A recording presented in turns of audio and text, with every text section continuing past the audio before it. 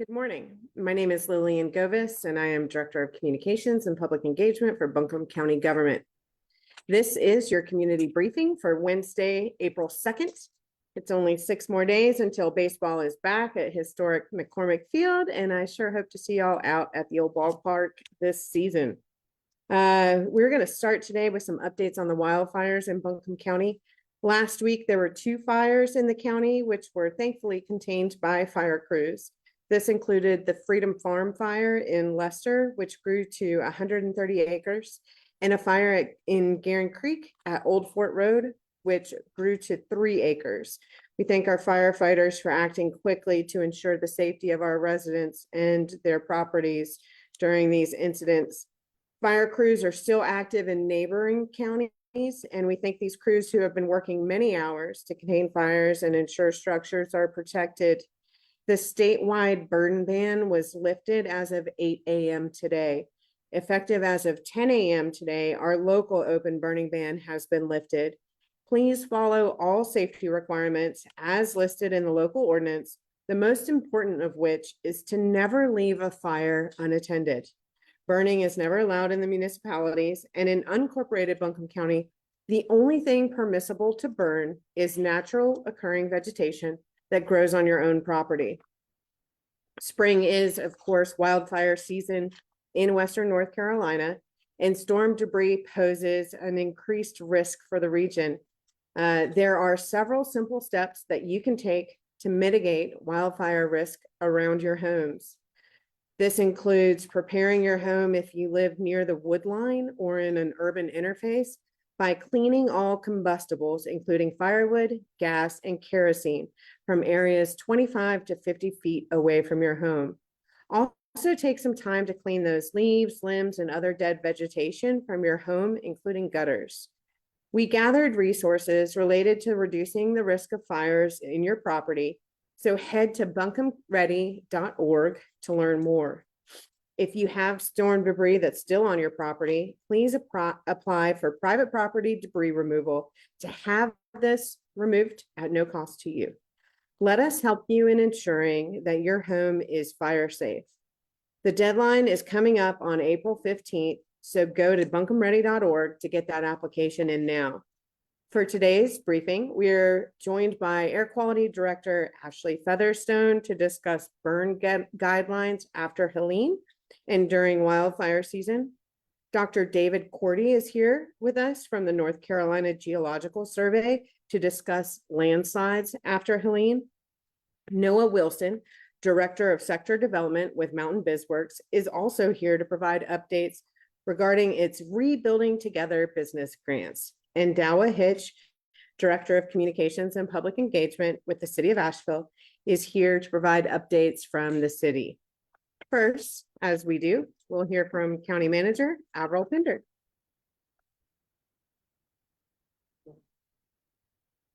Good morning.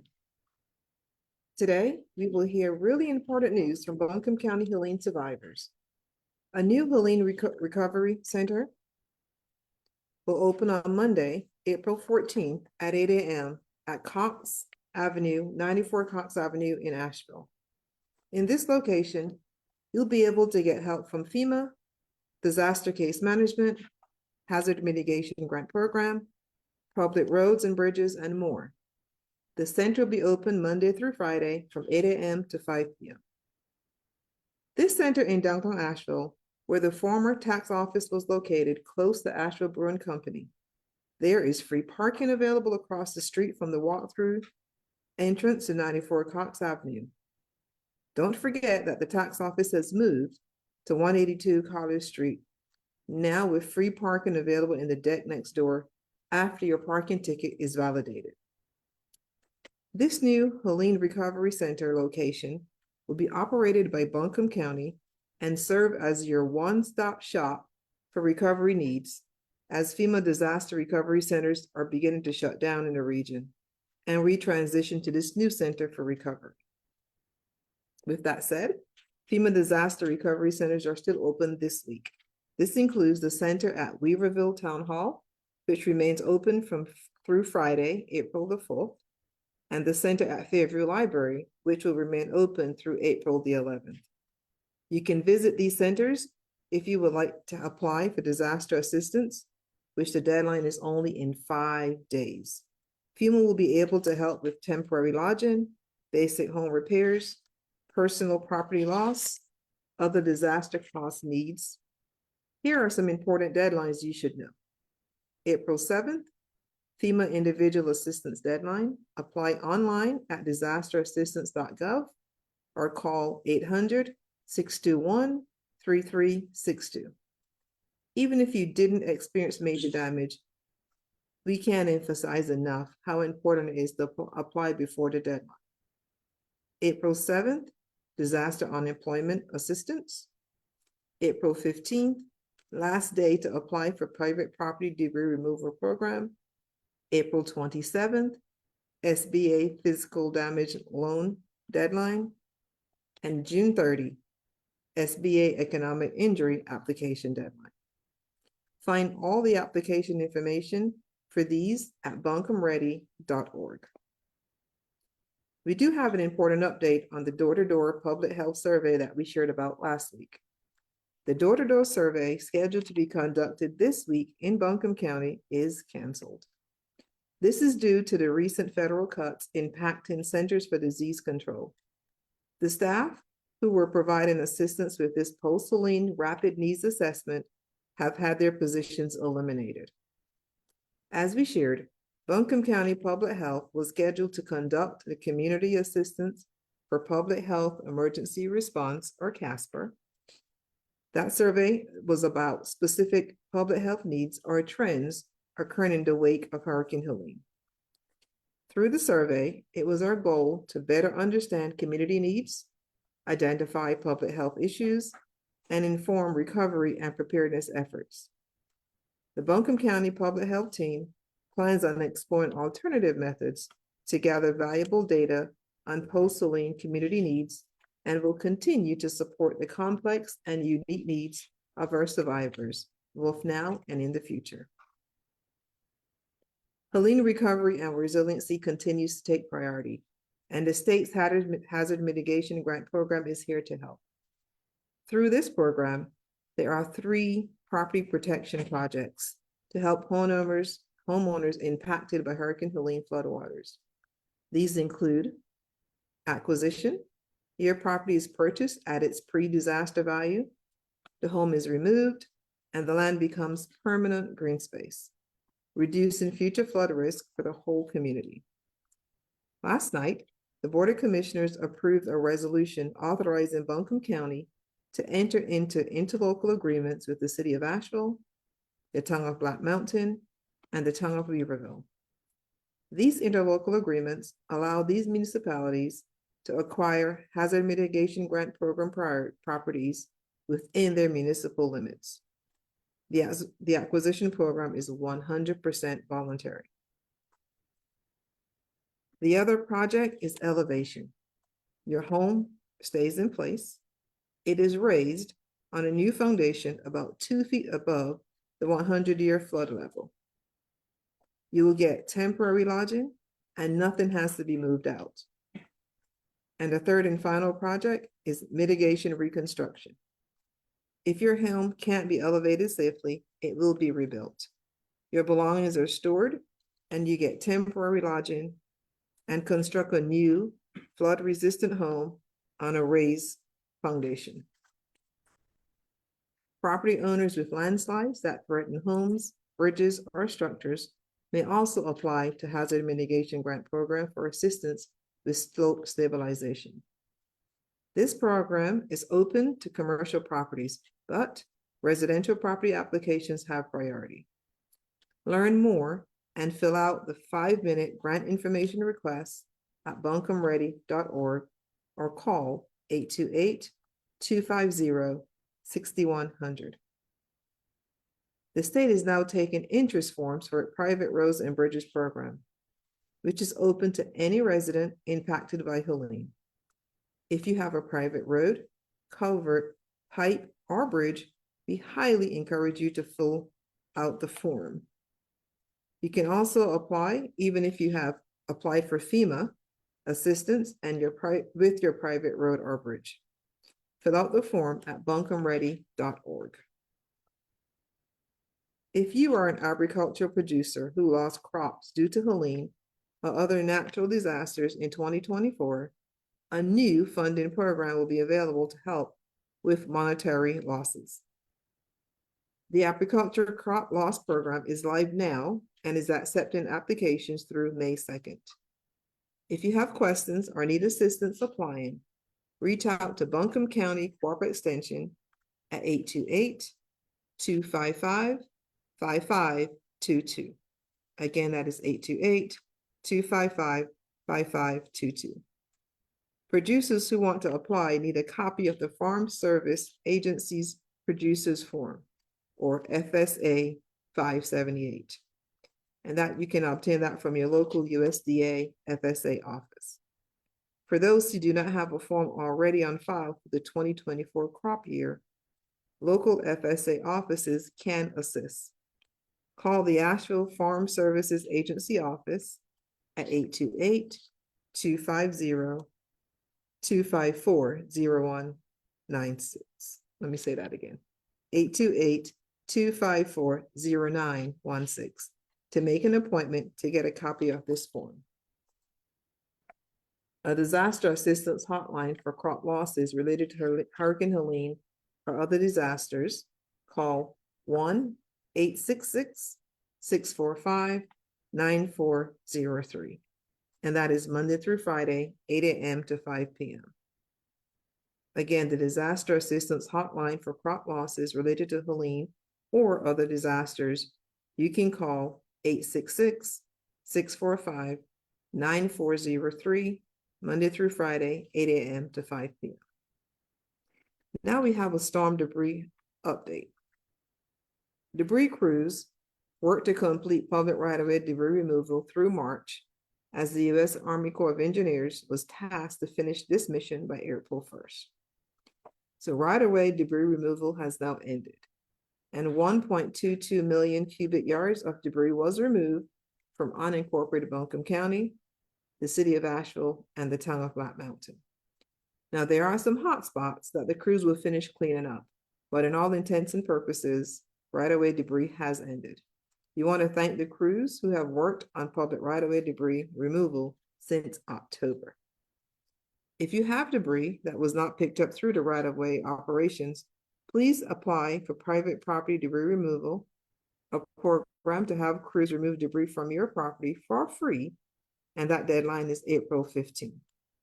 But before you call the Buncombe County hotline, I do want to share that there are some hot spots that we are aware of that the crews will continue to pick up and clean up before they're all completed and cleaned up in Buncombe County. You can apply 24/7 for private property debris removal at buncombeready.org or by calling our hotline at 828-250-6100 or visit an intake center at the Fairview Library. That is through April 4th at the Fairview Library. I'm sorry, February 11th at Fairview Library, or the Weaverville Town Hall, February 4th. April 4th. I'm saying February. I'm going back in time. Thank you, Lillian. April 4th is Weaverville. April 11th is Fairview Library. And after that, you can go to the Helene Recovery Center, which is going to be at 94 Cox Avenue.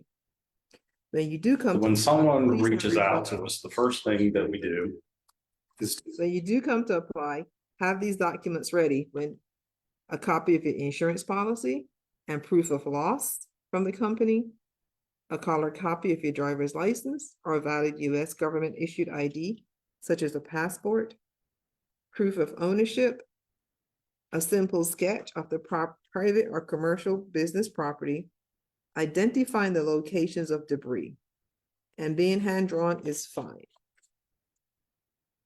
Close to 700,000 cubic yards of debris has been removed from the waterways, and crews are on track to remove debris impacting critical infrastructure by June 1st. As warm weather approaches and residents begin cleaning their yards, we ask that you look to your local sanitation department for the proper way of disposing of your yard trimmings. To dispose of non-storm related vegetative waste in Buncombe County and the unincorporated areas, please use the landfill in Alexandra. And you can get more information at buncombecounty.org/solid waste. And of course, the Riverside Stump Dump is another great option. If you were impacted by Helene and you have not done so, sign up for the North Carolina Disaster Case Management Program.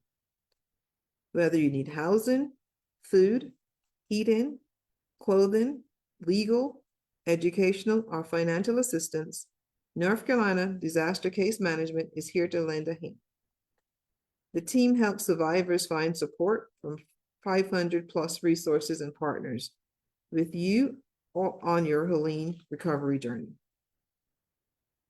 Today, we would like you to meet Steve Green, an Asheville resident and disaster case manager who is working to help survivors. When someone reaches out to us, the first thing that we do is to listen to their story, to hear what their needs are, and then to really systematically go through and understand how we can connect them to resources. And what we do is we have a list of over 500 resources, and we go through and see which of those resources is the best match for those survivors' needs, whether it's heating or housing or financial assistance or clothing, educational needs, legal needs, whatever the case may be. We do our best to try to match your needs with what our resource list has to offer. Put a smile on your face. To access disaster case management, call 844-746-2326 or fill out the intake survey at buncombeready.org. We continue to see high usage of our community care station at Owen Pool. This station is open to anyone in need of access to showers, laundry, water, and bathrooms from 9 a.m. to 9 p.m. on weekdays and 7 a.m. to 7 p.m. on weekends. And now we'll hear from Buncombe County Air Quality Director, Ashley Featherstone.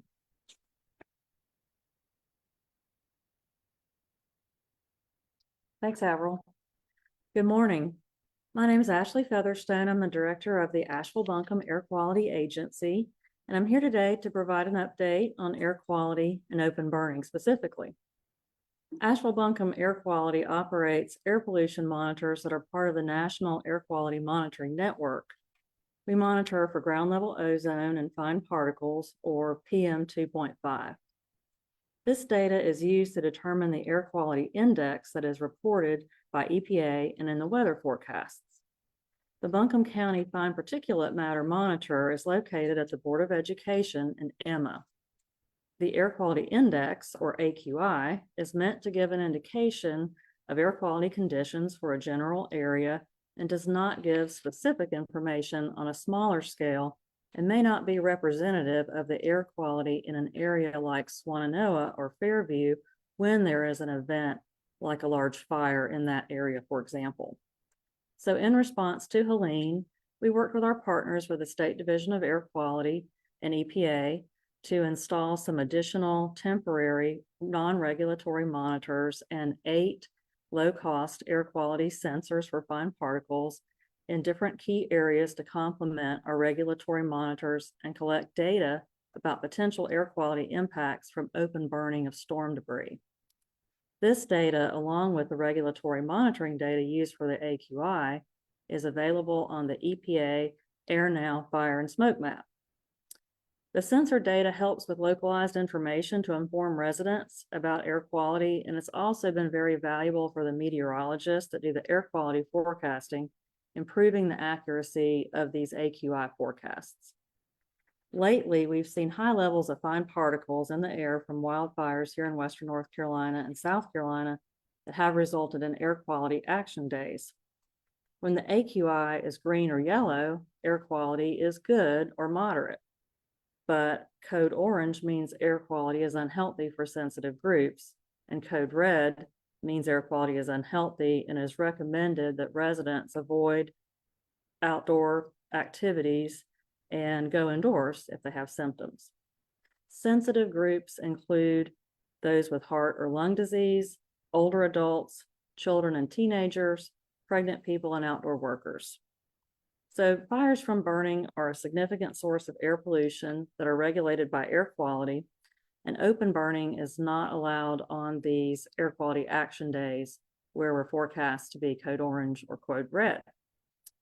Air quality regulations limit open burning with regards to what is allowed to be burned and when burning is allowed. So the agency would just like to remind residents that the burning of leaves, brush, and yard trimmings is allowed on burning days between 8 and 6. However, the burning of household trash, building materials, asphaltic materials, cardboard, processed wood, and papers is prohibited at any time. To find out if it's a burn day, please call 828-250-6767 or go to abairquality.org. You can also link to the air quality site from the Buncombe County main page. We update the burn day status daily and include burn bans that are issued by the fire marshal and the Forest Service when they restrict open burning for safety and prevention of wildfires. Burning is not allowed in the city of Asheville or other municipalities where public pickup for yard waste is provided, and that includes the towns of Biltmore Forest, Black Mountain, Montreat, Weaverville, and Woodfin. Also, per the Buncombe County Fire Code, fires must be attended at all times, and you must have a fire extinguisher, water hose, or some means to extinguish the fire readily available. For open burning of storm debris, that would be debris gathered with the intention of open burning, including the use of air curtain burners or air curtain incinerators, or open burning of storm debris by a business or other commercial or government entity. Permission is required from the Asheville Buncombe Air Quality Agency in Buncombe County or the State Division of Air Quality in the surrounding counties, and there are certain requirements that must be met. So please contact the agency at 828-250-6777 or at airquality@buncombecounty.org for further details about these requirements. We also have a lot more information about the burning requirements related to storm debris and other on our website. And under no circumstances should anyone burn synthetic materials or trash. So just remember, in general, it's vegetative material only that's allowed to be burned. We strongly encourage residents to use alternatives to open burning of yard waste and storm debris. And for storm debris, as Avril said, please sign up for private property debris removal program, and the deadline is April 15th. Information is available on the website. Chipping or grinding of material is also preferable to burning if possible, and consider donating suitable hardwood to others that might heat with wood as an alternative to just burning the debris.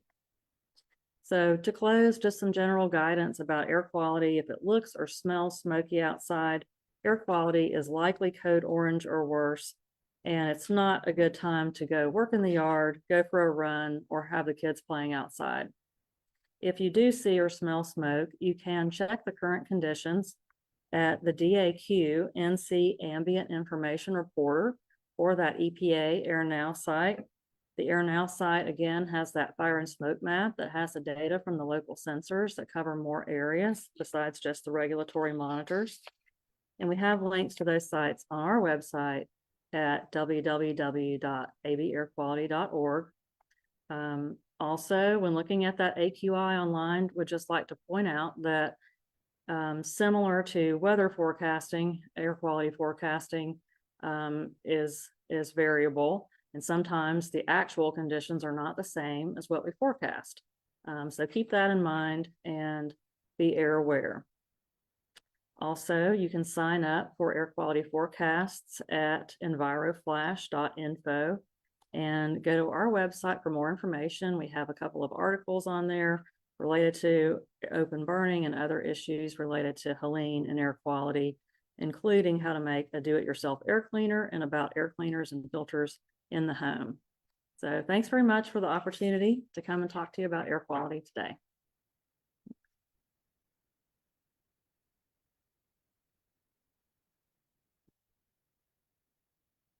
Thank you, Ashley. Next, we're excited to have back Dr. David Korte, Korte, with the North Carolina Geological Survey.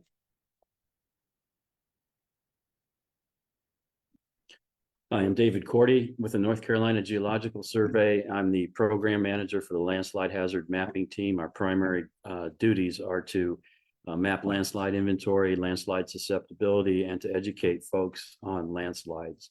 We form multidisciplinary partnerships concerning, and we bring in geoscience, climate, and history to put together a picture of landslides in Western North Carolina. Can we have the next slide, please? Thank you. I'm going to show two slides, one of a conventional landslide. We'll call it conventional landslide. It can be either translational or rotational. And the other one is a debris flow. They're very similar in anatomy. I wanted to go over anatomy a little bit, anatomy of landslides, because I was notified that we're getting questions on people are asking what to do when they clean up their properties and what not to do. And the important thing is down at the bottom of the landslide is a feature called the toe. And when a landslide fails, this toe has now become a buttress and it is holding up everything above it. So if a landslide, for example, went into your driveway, it's all right to clear part of it out so that you can get in and out of your property and have emergency services get in and those kind of things, but do not start removing more material until you can consult with somebody as to how to do that.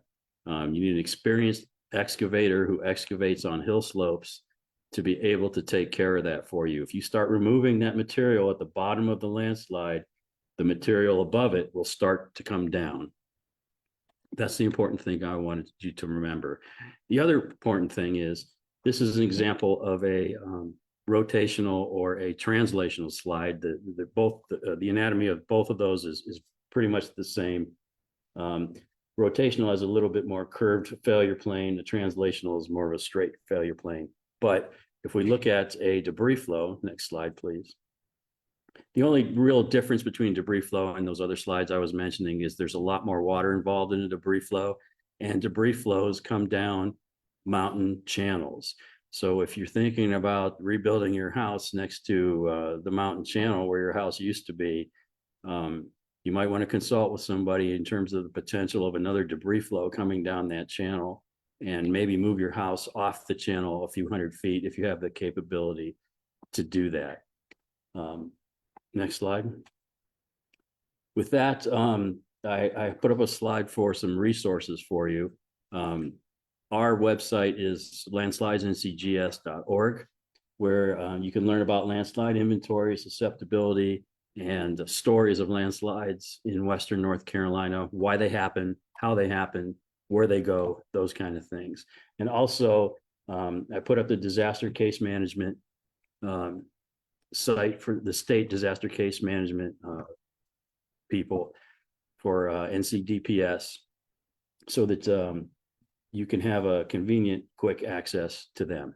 Thank you.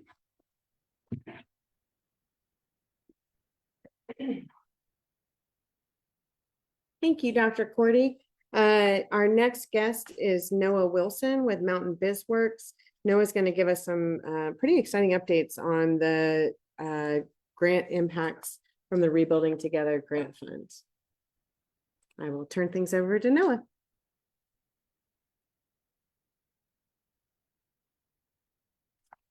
Thank you, Lillian.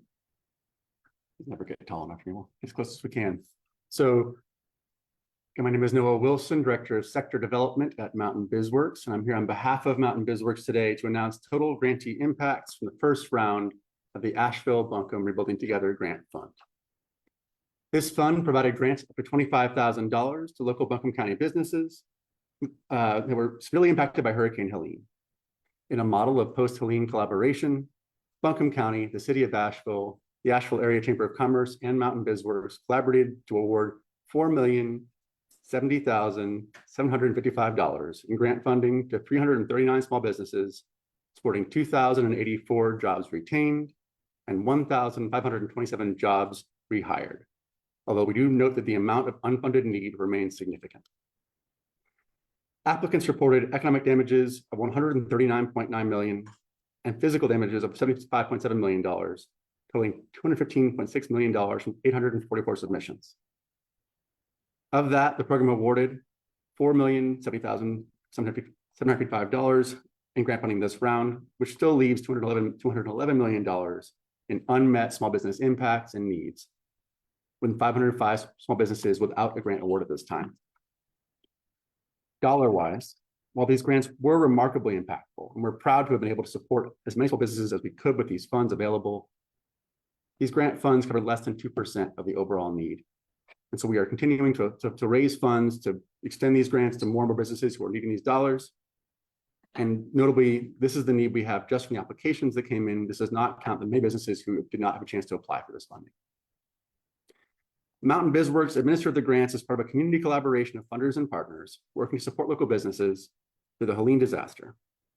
Partners recognize that these pressing unmet needs remain, and we're working to secure additional funding for these needs for future grant rounds, including funding the unmet needs from businesses who have already applied for this fund. We are working to fund the over $11 million in unmet needs and are very excited to announce that Soul Shine, supported by the Dave Matthews Band, just announced a $250,000 grant that will help us get funding out to some more of the businesses who have not yet received funding. We'd love to see some more matching awards come from around the community, and we're seeing some of those pouring in right now. Get us to a $500,000 amount and get more grants out to our community of businesses who need these funds and have not yet received grant awards. Now, I want to get into some of the nitty-gritty details. I'm a nerd. I love to know the details of how things are done, how things work. I know a lot of y'all listening to the broadcast are also curious to how these grants were awarded. Some details about who got them. So the Asheville Buncombe Rebuilding Together Grants program aimed to support small businesses most impacted by the disaster, physically and economically, and to reach all geographic areas and small business sectors within Buncombe County. To accomplish this, the grantees were required to submit information in line with key selection criteria. This included level of Helene impact, the pre-Helene financial health of the business longevity, a reopening plan for how they would get their business restored and rebuilt, local ownership. These were all part of the scoring criteria for the business awards and part of how the awards were allocated. Businesses awarded range from single employee sole proprietorships to well-known restaurants, arts businesses, manufacturers, and retailers. From the time of the storm to the time of application, the total applicant pool showed a loss of 2,146 jobs, representing a roughly 38% decrease from pre-Helene levels. The awards provided in this first round of grant funding will help to retain 2,084 local jobs. And the businesses awarded also plan to recover and rehire an additional 1,527 employees over the coming year. As one grant recipient, Susie Phillips of Gypsy Queen Cuisine shared, "To me, receiving a grant served as a vote of confidence and validation in our business. It had a positive impact on us and the community by keeping all my staff employed and off of unemployment. It allowed me to remain open and focused on other aspects of the business." The program focused on small businesses, with 74% of awardees owning businesses with 10 or fewer employees, 91% of those awarded having 25 or fewer employees. This makes it even more impressive that these small businesses support well over 2,000 jobs in our community and plan to rehire so many local people. Awardees were included from across all the sectors that make up our local economy. Most represented categories included food and beverage at 34.8% of the awardees, arts and entertainment at 13.3%, retail at 9.7%, manufacturing at 6.5%, construction at 6.2%, healthcare at 5.3%, and service industries at 4.1% of awardees. These awardees represented the span of Buncombe County with grants made in 22 zip codes. Funding reached the hard-hit communities across the county, including Alexander, Arden, Asheville, Barnardsville, Black Mountain, Candler, Fairview, Leicester, Swannanoa, Weaverville, and Woodfin. In alignment with the selection criteria listed earlier, the scoring criteria ensured funds were awarded to businesses that had the most impact and least ability to recover without additional support. The awardee pool closely mirrors the demographic makeup and geographic distribution of applicants, and also reflects the program's focus on historically underutilized businesses, including those owned by veterans, women, people of color, and low to moderate income individuals.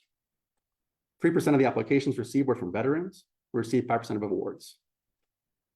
57% of applications were from women-owned businesses, who received 64% of awards. 71% of applications were from white business owners, who received 69% of awards. 21% of applications were from business owners of color, who received 19% of awards. 28% of applications were from low-income business owners, who received 29% of awards. The final section of my briefing today will be about the ongoing need for additional small business relief. According to the Federal Emergency Management Agency, or FEMA, 40% of companies do not reopen after a disaster. Another 25% fail within 1 year. We know that every dollar deployed will help our beloved local businesses in this critical period, and that's essential.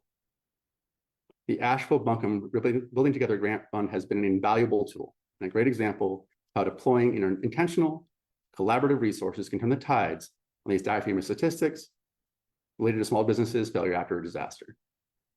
We want to beat those numbers. That's what this is all about. These grant programs, the additional support we're providing businesses are all about making sure that our community shows those statistics are maybe the national case, but not what we're going to have here in Buncombe County. Further, those $211 million in unfunded losses highlight the ongoing need for more grants to support a robust recovery, prevent a generation of economic decline. Again, we welcome additional donations to this fund. We are continuing to receive those every day. We're very excited to see that happening, to continue putting more grants out into our communities across the county.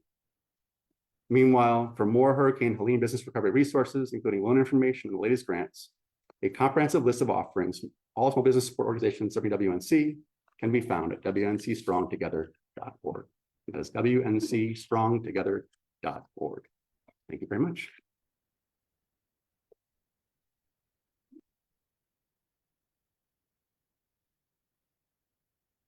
Almost low enough.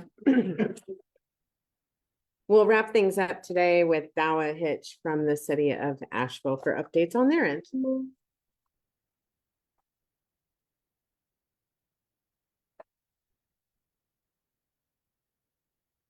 Thank you, Lillian, and thank you for lowering that microphone for me as well. Good morning again. My name is Dawa Hitch, and I serve as the Communication and Public Engagement Director for the city of Asheville. I'm standing in today for our city manager, Deborah Campbell, who is attending an accreditation event with our fire department.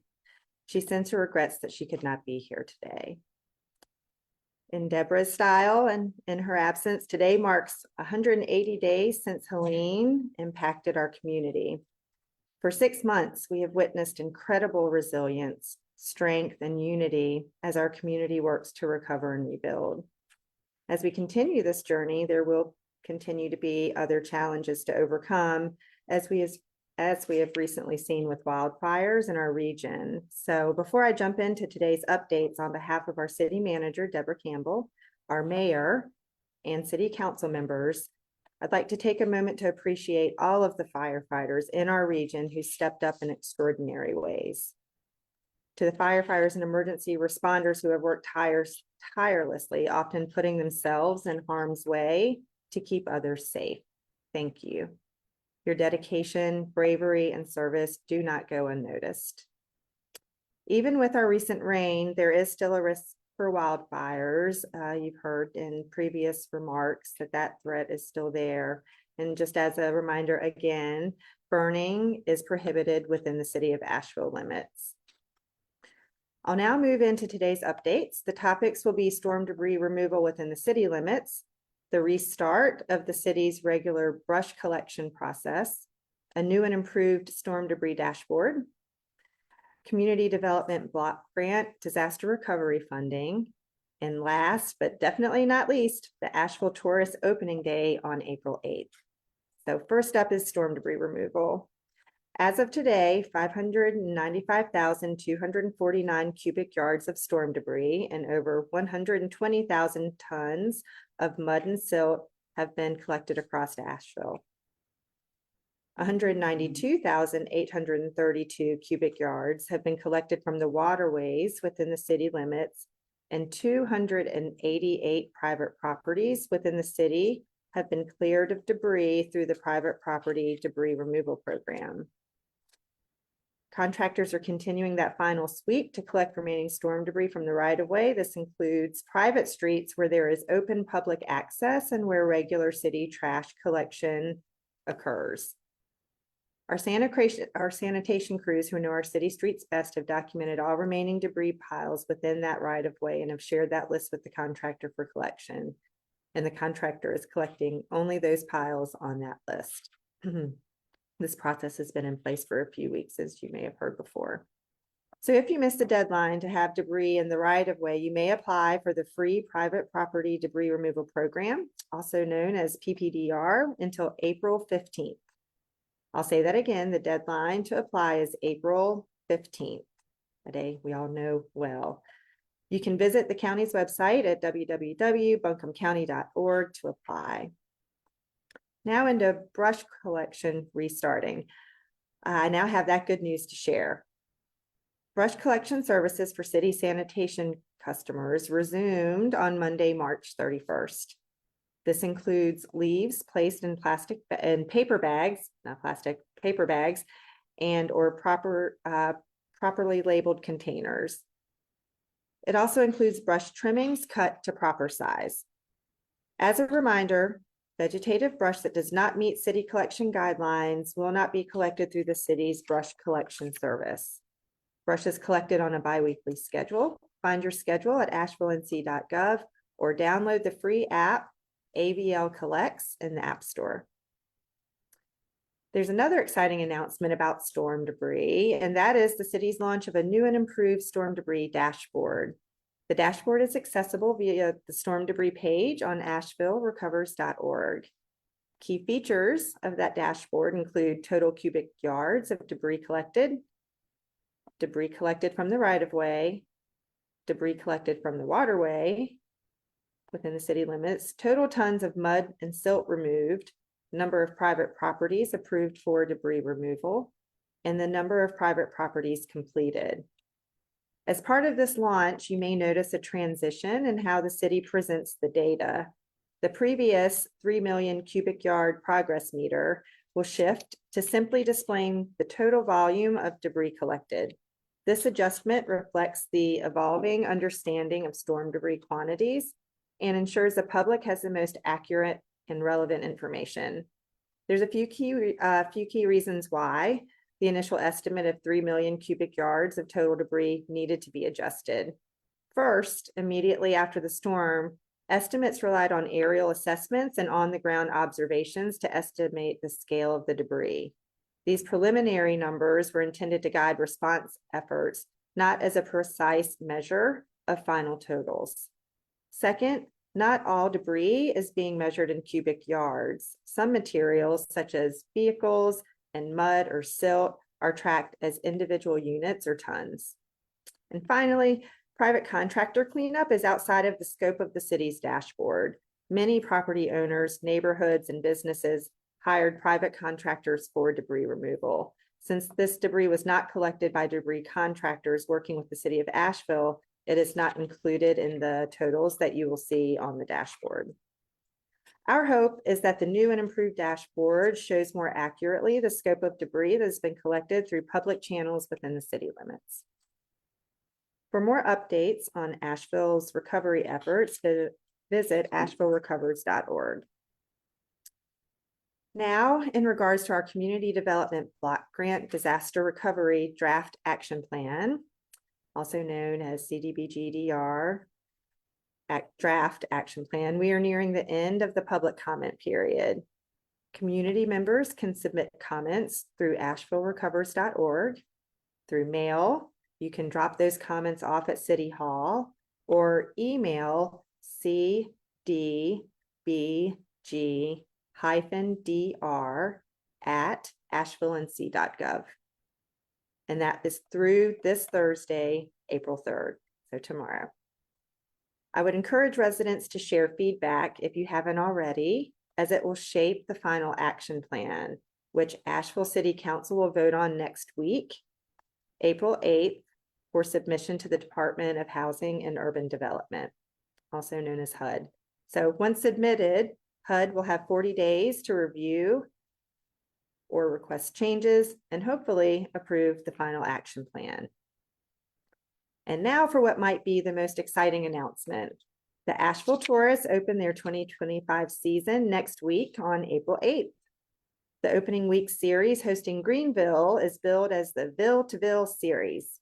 Throughout the series, there will be multiple opportunities for fans and the respective teams to raise funds for storm recovery in both Western North Carolina and the upstate of South Carolina. The $37.5 million renovation project at McCormick Field is moving along on schedule. The three-phase project is about 1/3 of the way complete. The 2025 season will be played under construction as a ballpark change-up season. An overview of what fans can expect to be slightly different from years past can be found at www.milb.com/Asheville. As I wrap up today's remarks, I'd like to remind the community to subscribe for weekly updates on all topics related to recovery efforts by visiting www.publicinput.com/Asheville Recovers. At this link, you can also sign up to receive updates from the specific recovery focus areas, including CDBGDR, storm debris, and more. With that, I will close by saying thank you again to our city council, staff, partners, and community. And I'll now turn it back over to Lillian.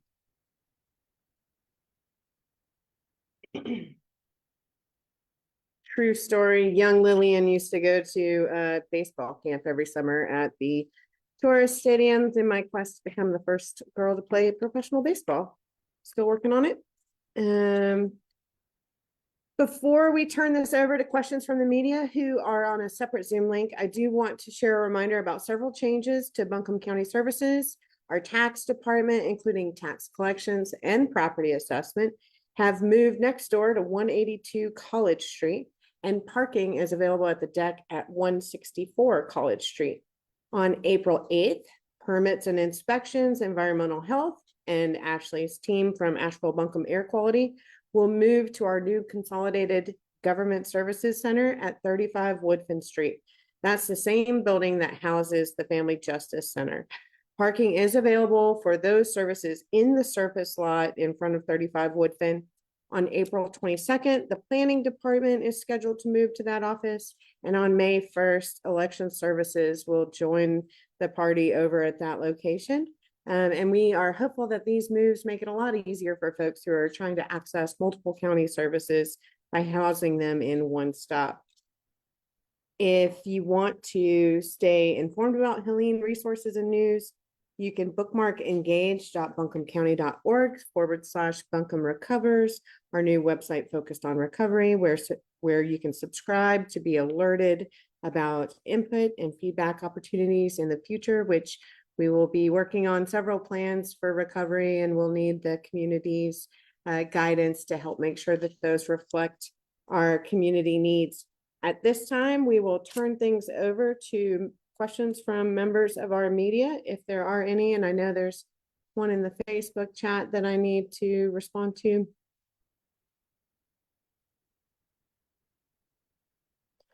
Question in the Facebook chat was about why did we move debris to the side of the road, to the public right of way, if the deadline has passed and it has not been collected. I want to be clear, debris goes to different locations. And so the debris trucks are going through and assessing those debris piles to ensure that they are collected and sent to the correct location. They do not go to our landfill. Some go to South Carolina, some go to Tennessee, some go to Spruce Pine. And so we know that the debris in the public right of way continues to be there. I see my neighbors are starting to, there's different debris that's being pulled out along the Swananoa River where I live. And it is in the public right of way. We do have those hotspots. We are going to continue to collect from those hotspots, but no new debris can be taken out to the public right of way at this juncture. If you have debris, please apply for the private property debris removal program before April 15th, and we will get your location onto that list. Another question was, I have applied, but nobody has come out yet. We have about 1,200 households that are on that list currently that we are working through. This is not an immediate pickup like a trash collection would be. And so we're working through that process. So please bear with us, be patient. But if you still have debris, the most important thing to take away is to sign up for that PPDR, Private Property Debris Removal Program, before April 15th, so we can make sure you're on that list. And we will close out properties. We will double check those before we close out any of those properties. Do not bring any additional debris to the public right away. Questions from the media? Yeah, my name is Adriana Rojas. I'm with WLOS, and again, I've received multiple calls about individuals actually mentioning this issue. I would just say, more than anything, because of the animal encounters that they could be experiencing, or the potential animal encounters that they could be experiencing during this time, because we are in spring. I'm assuming, does this debris program have a specific time or date where they can actually like remove those those pieces of garbage to the right of way, so then that way they don't have to worry about that, or do they just need to keep it out there? So private property debris removal should not contain any materials that are attractants to bears and other animals. So this is debris related to Hurricane Helene, Tropical Storm Helene. We're talking vegetative debris. We're talking pieces of building materials, mud and silt. So those aren't necessarily items that are attractants to bears in our community and shouldn't be a point of conflict between us and them.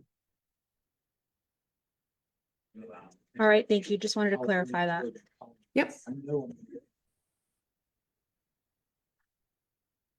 Any additional questions? Okay.